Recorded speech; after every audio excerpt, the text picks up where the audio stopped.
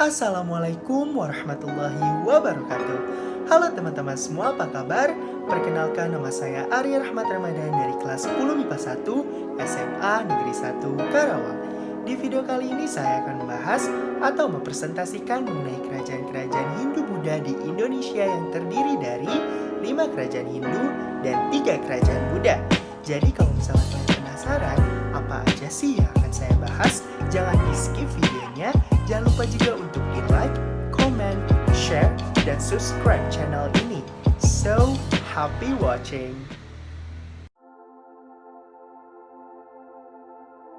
Yang pertama di sini saya akan bahas mengenai Kerajaan Kutai.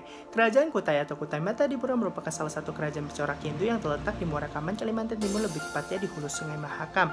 Kerajaan Kutai ini sudah berdiri sekitar abad ke-4. Nama dari kerajaan ini diambil dari nama daerah tempat penemuan prasasti, yaitu daerah Kutai. Hal ini disebabkan karena setiap prasasti yang ditemukan tidak menyebutkan nama dari kerajaan tersebut. Wilayah Kerajaan Kutai mencangkup wilayah yang cukup luas, yaitu hampir menguasai seluruh wilayah Kalimantan Timur, bahkan pada masa kejayaannya hampir menguasai sebagian wilayah Kalimantan. Oke, selanjutnya di sini saya akan membahas mengenai sumber sejarah dari Kerajaan Kutai. Sumber yang mengatakan bahwa di Kalimantan Timur telah berdiri dan berkembang Kerajaan Kutai yang bercorak Hindu adalah beberapa penemuan peninggalan berupa tulisan atau prasasti. Tulisan tersebut ada pada 7 tiang batu yang disebut yupa. Yupa tersebut adalah tugu batu yang berfungsi sebagai tiang untuk menambat hewan yang akan dikorbankan. Dari salah satu yupa tersebut kita dapat mengetahui bahwa Raja Mulawarmanlah yang memerintah Kerajaan Kutai pada saat itu. Nama Mulawarman dicatat pada yupa karena kedermawanannya yang menyedekahkan 20.000 ekor sapi kepada kaum Brahmana. Selanjutnya masa kejayaan dari Kerajaan Kutai. Masa kejayaan dari Kerajaan Kutai itu ada pada masa jabatan Raja Mulawarman. Karena seperti yang telah saya sebutkan sebelumnya, Raja Mulawarman itu menyedekahkan 20.000 ekor sapi kepada kaum Brahmana. Selain itu, Raja Mulawarman berhasil memperluas wilayah Kerajaan Kutai, yaitu hampir menguasai seluruh wilayah Kalimantan Timur. Adapun masa keruntuhan dari Kerajaan Kutai itu ketika raja terakhir, yaitu Maharaja Dharmasetiya, tewas di tangan Raja Kutai Kartanegara ke-13, yaitu Aji Pangeran Anum Panji Mendapa. Selanjutnya Kerajaan Kutai Kartanegara menjadi kerajaan Islam, yaitu Kesultanan Kutai Kartanegara. Oke, selanjutnya yang kedua di sini saya akan membahas mengenai Kerajaan Tarumanegara. Sejarah dari Kerajaan Tarumanegara merupakan kerajaan Hindu yang berdiri setelah Kerajaan Kutai. Kerajaan yang berkuasa di Pulau Jawa bagian barat ini terdiri dari dua kata, yaitu Tarum dan Negara. Tarum yang berarti sungai yang membelah Jawa Barat yang sekarang menjadi Citarum, dan Negara yang berarti kerajaan atau negara. Berdirinya Kerajaan Tarumanegara ini masih menjadi perdebatan para ahli. Namun menurut naskah Wangsakerta pada abad ke-4, ada sejumlah pengungsi dari India yang melarikan diri ke pulau dan beberapa wilayah di Nusantara untuk mencari perlindungan. Hal ini mereka lakukan karena ketika itu terjadi peperangan besar di India, yakni Kerajaan Pallava dan Calankayana melawan Kerajaan Samudra-Gupta. Selanjutnya di sini saya akan memaparkan tentang masa kejayaan dari Kerajaan Tarumanegara. Kerajaan Tarumanegara yang mengalami masa pemerintahan sebanyak 12 kali ini telah mencapai puncak kejayaannya ketika masa jabatan Raja Purnawarman sekitar 395 sampai dengan 434 Masehi. Raja Purnawarman merupakan raja ketiga setelah Raja Dharmawarman. Raja Purnawarman ini berhasil memperluas wilayah Kerajaan Tarumanegara dengan cara menaklukkan beberapa kerajaan di sekitarnya. Selain itu, kejayaan Raja Purnawarman ini ditulis pada prasasti Ciaruten yang berisi inilah bekas dua kaki yang seperti kaki Dewa Wisnu, ialah kaki yang mulia Sang Purnawarman, raja di negeri Taruma, raja yang gagah berani di dunia. Oke, selanjutnya raja yang pernah berkuasa dan yang paling terkenal di Kerajaan Tarumanegara adalah Raja Purnawarman. Seperti yang telah saya katakan sebelumnya, bahwa Raja Purnawarman ini berhasil memperluas wilayah Kerajaan Tarumanegara dengan cara menaklukkan beberapa kerajaan di sekitarnya. Adapun masa keruntuhan dari Kerajaan Tarumanegara ini akibat adanya pengalihan kekuasaan dari Raja ke-12 yaitu Linggawarman kepada menantunya yaitu Tarusbawa. Pada pemerintahan Tarusbawa, pusat kerajaan Tarumanegara itu dialihkan ke kerajaannya sendiri, yaitu Kerajaan Sunda alias bawahan Tarumanegara. Sehingga pada akhirnya Kerajaan Tarumanegara diganti namanya menjadi Kerajaan Sunda. Selanjutnya yang ketiga, di sini saya akan membahas mengenai Kerajaan Pajajaran. Kerajaan Pajajaran merupakan salah satu kerajaan Hindu yang berdiri pada tahun 923 oleh Sri Jayabupati. Kerajaan yang letaknya di Pakuan atau Bogor, Jawa Barat ini juga dikenal sebagai Kerajaan Pakuan.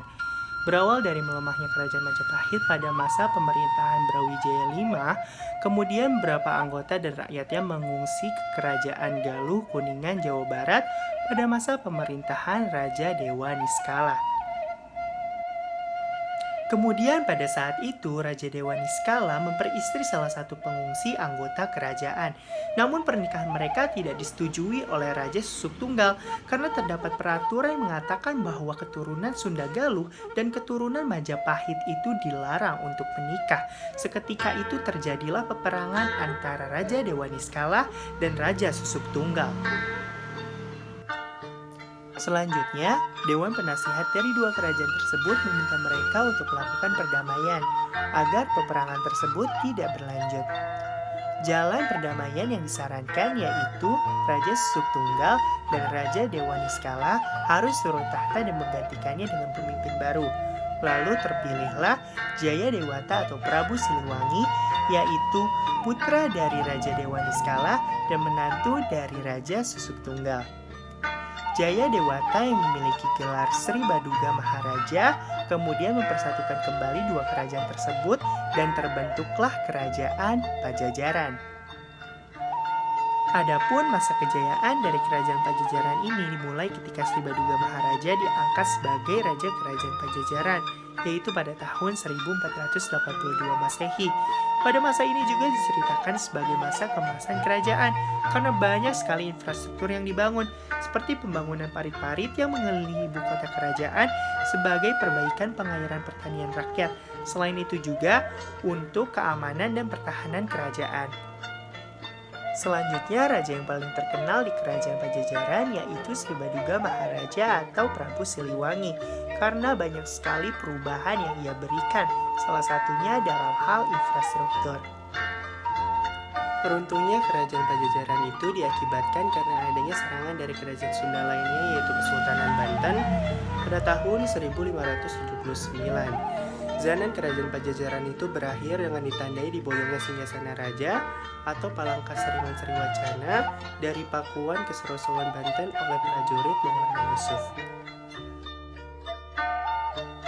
Selanjutnya yang keempat, di sini saya akan bahas mengenai Kerajaan Singasari. Kerajaan Singhasari atau juga yang sering ditulis sebagai Kerajaan Singasari atau Singosari merupakan salah satu kerajaan bercorak Hindu di Jawa Timur. Kerajaan ini didirikan oleh Ken Arok pada tahun 1222. Lokasi dari kerajaan ini sekarang diperkirakan di daerah Singosari, Malang. Adapun masa kejayaan dari Kerajaan Singasari ini ketika masa pemerintahan Raja Kertanegara, karena ia melakukan berbagai hubungan dengan kerajaan baik di dalam ataupun di luar Indonesia.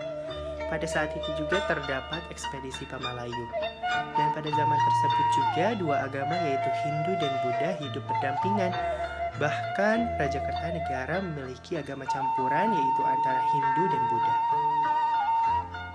Selanjutnya, raja yang paling terkenal dari Kerajaan Singasari ini adalah Raja Kertanegara. Ia terkenal melalui ekspedisi Pamalayu yang bertujuan untuk menghalau tentara Mongol dari utara. Penyebab runtuhnya Kerajaan Singasari ini ironisnya di bawah masa kejayaan Raja Kertanegara. Sang raja dan jajarannya lebih sibuk melakukan ekspansi di luar Jawa sehingga terjadilah pemberontakan yang dilakukan oleh Raja Jayakatwang dari Kediri, salah satu wilayah terdekat dari kerajaan. Pemberontakan tersebut berupaya untuk membunuh Raja Kertanegara yang dibantu oleh Arya Wiraja dari Madura. Serangan mereka hanya bisa dibentahkan dari utara bukan dari selatan. Alhasil, Raja Kertanegara pun terbunuh dan Raja Jayakatwang pun mendirikan kerajaan baru di Kediri.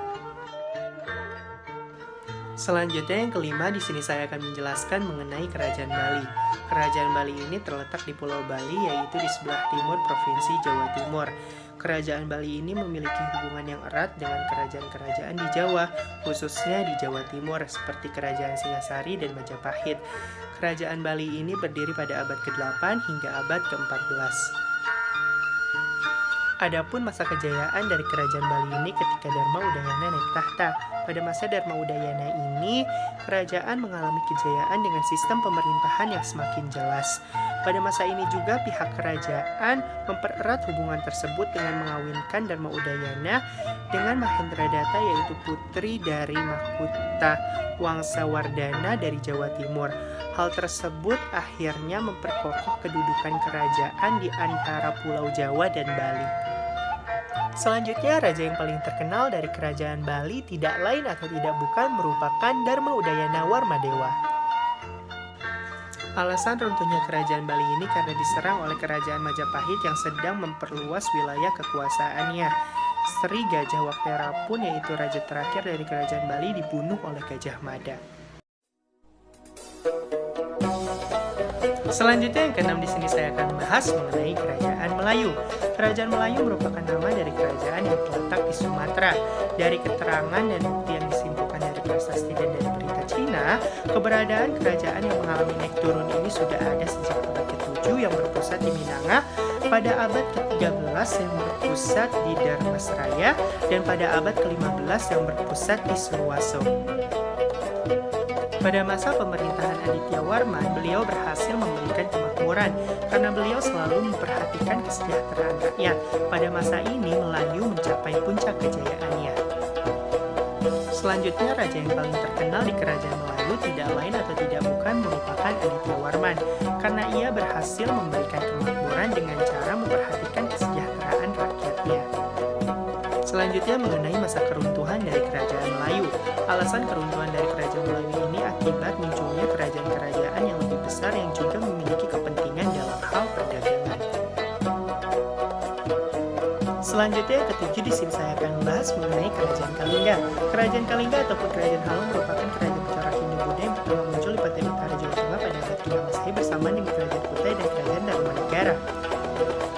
Adapun masa kejayaan dari Kerajaan Kalingga ini berlangsung selama 2 abad, yaitu pada abad ke-7 hingga abad ke-9 pada saat masa pemerintahan Ratu Sima, yaitu sekitar tahun 674 Masehi. Ratu Sima dikenal adil kepada seluruh rakyatnya. Selanjutnya, raja yang paling terkenal di Kerajaan Kalingga ialah Ratu Sima. Setelah Maharani Sima wafat pada tahun 732 Masehi, Ratu Sanjaya menggantikan buyutnya dan menjadi raja Kerajaan Kalingga Utara yang kemudian disebut Buku Mataram. Dan kemudian ia membangun dinasti atau Wangsa Sanjaya di Kerajaan Mataram kuno. Adapun runtuhnya Kerajaan Kalingga ini yang terjadi pada tahun 752 karena kerajaan ini menjadi wilayah taklukan Kerajaan Sriwijaya. Dikarenakan kerajaan ini menjadi bagian jaringan perdagangan Hindu bersama Melayu dan Tarumanegara yang sebelumnya sudah ditaklukkan oleh Sriwijaya. Ketiga kerajaan tersebut menjadi pesaing kuat jaringan perdagangan Sriwijaya Buddha. Selanjutnya yang ke-8 ataupun yang terakhir, di sini saya akan membahas mengenai Kerajaan Sriwijaya. Kerajaan Sriwijaya merupakan kerajaan yang corak Buddha yang terletak di tepi Sungai Musi. Kerajaan ini berdiri pada abad ke-7 hingga abad ke-13 Masehi. Adapun sejarah kejayaan dari Kerajaan Sriwijaya ini terjadi pada abad ke-9 hingga abad ke-10. Pada saat itu, Kerajaan Sriwijaya berhasil menguasai jalur perdagangan maritim di Asia Tenggara. Selain itu juga, ia berhasil menguasai berbagai kerajaan di Asia Tenggara. Selanjutnya, raja yang paling terkenal di Kerajaan Sriwijaya ialah Balaputradewa. Balaputradewa itu memerintah di Kerajaan Sriwijaya pada abad ke-9. Pada masa pemerintahannya, agama Buddha itu sangat berkembang dengan pesat. Selain itu juga Raja Dewapala pernah memberikan sebidang tanah kepada Balaputra Dewa untuk didirikan sebuah asrama bagi para pelajar dan siswa yang sedang belajar di Nalanda, India. Selain itu ada pula raja lainnya yang terkenal seperti Dapun Tahyang dan Darmasetu. Runtuhnya kerajaan Sriwijaya itu diakibatkan oleh beberapa hal. Yang pertama itu akibat adanya serangan dari India pada masa pemerintahan Sri Sundamani Warmadewa yang mengakibatkan melemahnya kerajaan Sriwijaya. Selanjutnya yang kedua karena terjadi ekspedisi besar-besaran ke Semenanjung Malaya yang diperintah oleh Raja Kertanegara. Yang ketiga yaitu karena munculnya kerajaan Islam baru yaitu Samudra Pasai. Selanjutnya karena terjadi serangan pada tahun 1023 dan 1030 yang berhasil menawan raja dari kerajaan Sriwijaya.